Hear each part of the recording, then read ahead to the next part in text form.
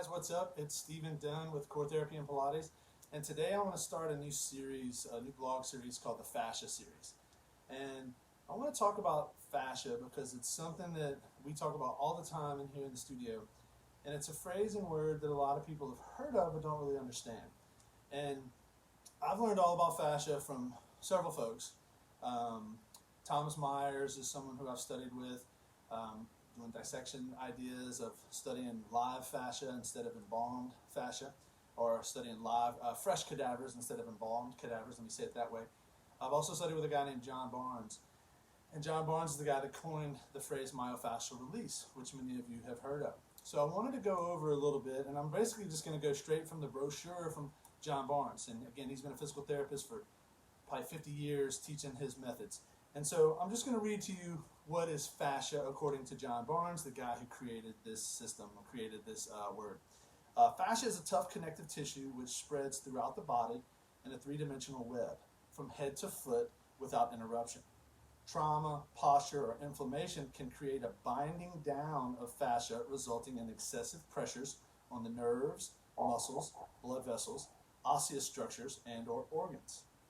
Since many of the standard tests such as x-rays, myelograms, CAT scans, EMGs, MRIs do not show the fascial restrictions, it is thought that an extremely high percentage of people suffering with pain and/or lack of motion may have fascial problems, but most go undiagnosed. The viscoelastic quality of the fascial system causes it to resist a suddenly applied force. This explains why the old forms of myofascial release, which was an attempt to force a system that cannot be forced, produce pain and limited results. So with that said, what's up, Andy? Thanks for hopping on and watching, man. So with that said, I want to just read it according to this brochure, but from my experience of working with fascia for many, many years now, for probably 15 years now in my 22-year career, is that fascia is all connected. We've all heard the hip bones connected to the knee bone song, but in reality, there is a lot of truth to that. So there's situations through the fascia system where I might release someone's hip flexor and it take away shoulder or neck pain. I might work on someone's calf based on some restrictions I found in their calf that improves with shoulder pain. Now, according to PT school, none of that should happen. I shouldn't be able to work on someone's calf and it help their shoulder. But according to the fascial world and according to looking at the body holistically and not just looking at the research and not just looking at the reductionism that we're taught in school, reduce to the smallest fraction and then treat that. Myofascial release and the fascia has taught me to step back and look at the whole tree, not the leaves on the tree. So with that said, someone can come in to see me with a herniation of their disc in their lumbar spine, and that MRI shows that, and we know that's what it says, but that may not be what's causing their problem.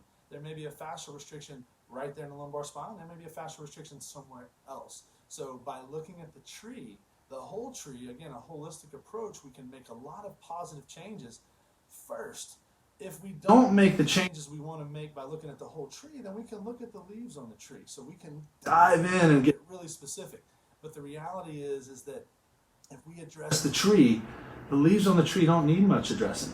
But in medicine today, we're taught to look at the leaves and the leaves exclusively, whether we're an MD and a doc, osteopath, chiropractor, massage person. We're all looking at the symptom. We're all looking at the thing, the diagnosis. We're not necessarily looking at the whole body and the whole structures, the other structures that may be involved. So that's the first lesson for the day. What is fascia? Why is it important to us? We have seen tremendous improvements from addressing the fascia as well as other structures too, but the fascia is the one structure that connects all the systems. The fascia surrounds the blood vessels. The fascia surrounds the nerves. The fascia surrounds the muscles. The fascia surrounds the bones. So as we talk about all these systems, the cardiovascular system, the musculoskeletal system, the neurological system, the GI system, well, guess what is common to all of those systems? The fascia is involved with every one of those systems and encapsulates and engulfs all those structures. So that's my message for today. If you have any comments, put them below. I'd love to answer. Thanks for those that hopped on for watching, and I'll see y'all soon. If you want to reach out, want to schedule anything with us, our phones are working. We do have someone in working the phones in limited time right now, 512-215-4227. If you want quicker access, the best way to get to us is through our cell, our core cell, which is 512-902-8794. Thanks for hopping on, guys, and I'll see y'all soon. Y'all stay well. Bye now.